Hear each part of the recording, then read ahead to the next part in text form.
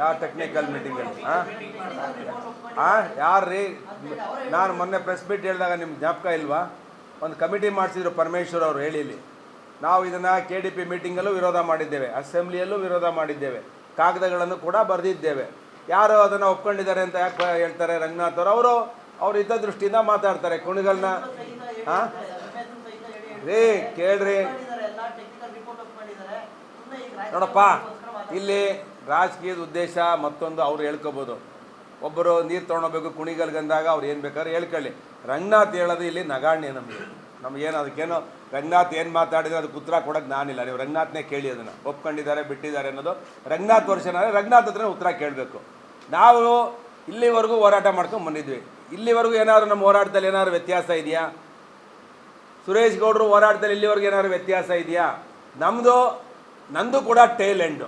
ನಾನು ಸರ್ಕಾರಕ್ಕೆ ಆಗ್ರಹ ಮಾಡ್ತೇನೆ, ನನ್ನ ತಾಲೂಕಿನ ಹೇಮಾವತಿ ನೀರನ್ನು ಇವತ್ತು ಏನು ಈ ಯೋಜನೆ ಮಾಡಿದ್ರೆ ನಂದು ಟೇಲ್ ಎಂಡ್ ಆಗಿಬಿಡ್ತೀನಿ. ನಂದೊಂದು ಕುಣಿಗಲ್ದು ಏನು ಸಮಸ್ಯೆ ಇದೆಯೋ ಅದೇ ರೀತಿ ಸಮಸ್ಯೆ ನಂದು ಇದೆ. ನನಗೆ ಅಲ್ಲಿ ಪರಿಹಾರ ಹುಡುಕೊಡ್ಬೇಕು ಸರ್ಕಾರ. DK ಶಿವಕುಮಾರ್ ಅವ್ರಿಗೂ ವಿನಂತಿ ಮಾಡ್ತೇನೆ, ರಂಗನಾಥ್ ಅವ್ರಿಗೂ ವಿನಂತಿ ಮಾಡ್ತೇನೆ.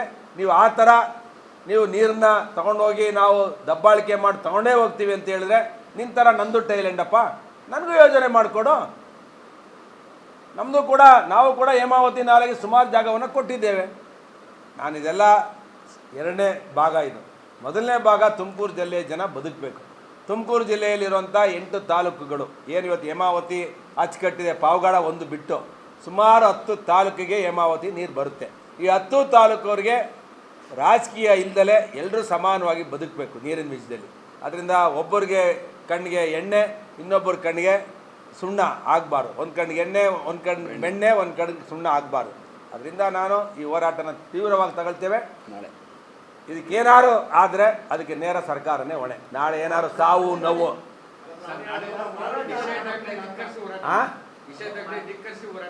ಯಾವ ನಿಷೇಧಾಜ್ಞೆ ರೀ? ಪೇಪರ್ ಮೇಲೆ ಇರುತ್ತೆ ನಿಷೇಧಾಜ್ಞೆ. ತಾಕತ್ತಿದೆಯಾ ಸರ್ಕಾರಕ್ಕೆ? ತೊಡೆ ತಟ್ಟು ಹೇಳ್ತೀನಿ, ಯಾವ ನಿಷೇಧಾಜ್ಞೆ ಪೇಪರ್ ಮೇಲೆ ಅದು ದಮ್ಮಿದ್ರೆ ಬಂದು ನಿಂತ್ಕೊಳ್ಳಿ. ಪೊಲೀಸವ್ನು ಯಾವನ್ ಬಂದು ನಿಂತ್ಕೊಳ್ತಾನೆ? ಏನೇನು ಪೊಲೀಸ್ ಫೋರ್ಸು ತಂದು ನಿಲ್ಸ್ಬಿಟ್ರೆ ನಾವು ಎದುರ್ಕೊಳ್ಳೋಕ್ಕೆ ನಾವೇನೋ ರೈತನ ಮಕ್ಕಳು. ನಾವು ಹುಟ್ಟಿರೋದು ನಮ್ಮ ಕಣದಲ್ಲೂ ಹೋರಾಟ ಇದೆ, ಕಣದ ರಕ್ತದಲ್ಲೂ ಕೂಡ ಈ ಯೋಜನೆಯನ್ನು ನಾವು ವಿರೋಧ ಮಾಡ್ತೇವೆ. Very very very clear. ನಾವು ಹೇಳಿದ್ದೀವಿ ನೋಡ್ರಿ, ನಾವು ಗಾಂಧಿ ಮಾರ್ಗದಲ್ಲಿ ಹೋಗ್ತೀವಿ ಅಂತ ಹೇಳಿದ್ದೇವೆ.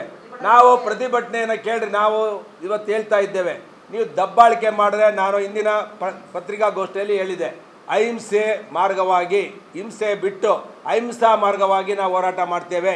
ಈ ದೇಶಕ್ಕೆ ಸ್ವಾತಂತ್ರ್ಯ ತಂದುಕೊಂಡಂಥ ಮಹಾತ್ಮ ಗಾಂಧೀಜಿಯವರು ನಮ್ಮ ಕಣ್ಣು ಮುಂದೆ ಇದ್ದಾರೆ. ಯಾವ ರೀತಿ ಬ್ರಿಟಿಷರನ್ನ ತೊಲಗಿಸಿದೋ ನಾವಿಲ್ಲಿಂದ ಶಾಂತಿ ಮಾರ್ಗದಲ್ಲಿ, ಅದೇ ರೀತಿ ಶಾಂತಿ ಮಾರ್ಗದಲ್ಲಿ ನಮ್ಗೆ ಹೋರಾಟ ಮಾಡೋದನ್ನ, ಸತ್ಯಾಗ್ರಹ ಮಾಡೋದು, ಉಪವಾಸ ಸತ್ಯಾಗ್ರಹ ಮಾಡೋದು ನಮಗೆ ಗೊತ್ತಿದೆ. ಫಸ್ಟ್ ನಾವು ಹೋರಾಟದ ಮುಖಾಂತರ ಸರ್ಕಾರಕ್ಕೆ ಮನವರಿಕೆ ಮಾಡೋಕ್ಕೆ ಪ್ರಯತ್ನ ಮಾಡಿದ್ದೇವೆ. ಇದಾಗಿಲ್ಲ ಅಂದರೆ ಗೊತ್ತಿದೆ, ಏನು ಒಂದು ವರ್ಷ ಉಪವಾಸ ಕೂತ್ಕೊಂಡು ನಾನು ಸಾಯ್ಬೋದು ಅಷ್ಟೇ. ಏನ್ರಿ ಇನ್ನೇನಾಗ್ಬೋದು? ಉಪವಾಸ ಕೂತ್ಕೊಳ್ತೀವಿ, ಅಮರನಾಥ ಉಪವಾಸ ಕೂತ್ಕೊಳ್ತೀವಿ, ಸಾಯೋವರೆಗೂ ಉಪವಾಸ ಕೂತ್ಕೊಳ್ತೀವಿ. ಫಸ್ಟ್ ಅವ್ರು ಕ್ಲಾರಿಫೈ ಮಾಡಲಿ.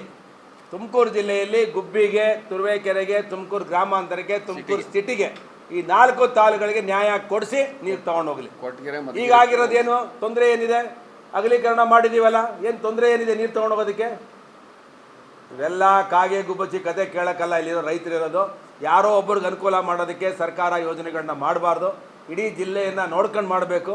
ಇಲ್ಲ ಅಂದರೆ ಇದು ಮರಣ ಶಾಸನ ಆಗುತ್ತೆ ಕಾಂಗ್ರೆಸ್ ಪಕ್ಷಕ್ಕೆ ತುಮಕೂರು ಜಿಲ್ಲೆಯಿಂದ. ಇವತ್ತು ಸ್ಪಷ್ಟವಾಗಿ ಹೇಳ್ತಿದ್ದೇನೆ, ಪರಮೇಶ್ ಸಾಹೇಬರು ಮತ್ತು KN ರಾಜಣ್ಣವರು ಎಲ್ಲ ಕಾಂಗ್ರೆಸ್ ಶಾಸಕರು ಪಕ್ಷವನ್ನು ಬಿಟ್ಟು ಜನಗರ ಪರ ನಿಂತ್ಕೋಬೇಕು. ನಿಮ್ಗೊತ್ತು ಅಧಿಕಾರ ಕೊಟ್ಟರೆ ತುಮಕೂರು ಜಿಲ್ಲೆಯವರು ನಿಮಗೆ ಒಳ್ಳೆ ಆಡಳಿತವನ್ನು ನಡೆಸಿ ನಮ್ಮನ್ನು ರಕ್ಷಣೆ ಮಾಡಿ, ಹೇಮಾವತಿನ ರಕ್ಷಣೆ ಮಾಡಿ ಅಂತ ಅಧಿಕಾರ ಕೊಟ್ಟಿರೋದು. ನಾನು ಈ ಥರ ಎಲ್ಲ ಗೊಂದಲ ಮಾಡೋದಕ್ಕಲ್ಲ.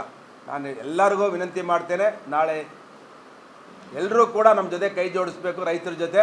ಇದೇನಾರು ಆಗಿಲ್ಲ ಅಂದರೆ ಇಡೀ ಜಿಲ್ಲೆಯನ್ನು ಇನ್ನೊಂದು ಸಲ ಬಂದು ಕರಿತೇವೆ.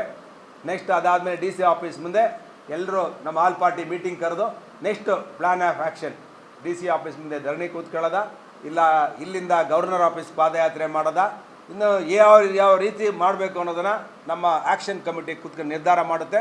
ನಾಳೆ ಅಂತೂ ಖಂಡಿತ 144 ಸೆಕ್ಷನ್ನ ಉಲ್ಲಂಘನೆ ಮಾಡ್ತೇವೆ, ಹೋರಾಟ ಮಾಡ್ತೇವೆ, ಸರ್ಕಾರಕ್ಕೆ ತಕ್ಕ ಪಾಠ ಕಲಿಸ್ತೇವೆ.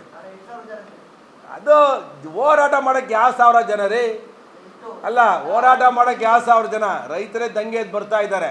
ಜನ ಏನು ಸೇರಿಸೋದು? ಜನಕ್ಕೆ ಅನ್ಯಾಯ ಆದಾಗ ಜನನೇ ಬಂದು ನಿಂತ್ಕೊಳ್ತಾರೆ ಅಲ್ಲಿ. ಹಾಂ, ಶಕ್ತಿ ಇದೆಯಲ್ಲ ಅಲ್ಲಿ, ಜನರ ಕೊಟ್ಟಿರೋಂಥ ಶಕ್ತಿ. ಶಾಸಕರಿದ್ದೇವೆ, ಸ್ವಾಮೀಜಿಗಳು ಮಠಾಧಿಪತಿಗಳು ಬರ್ತಾರೆ, ಹೋರಾಟಗಾರರು ಬರ್ತಾರೆ.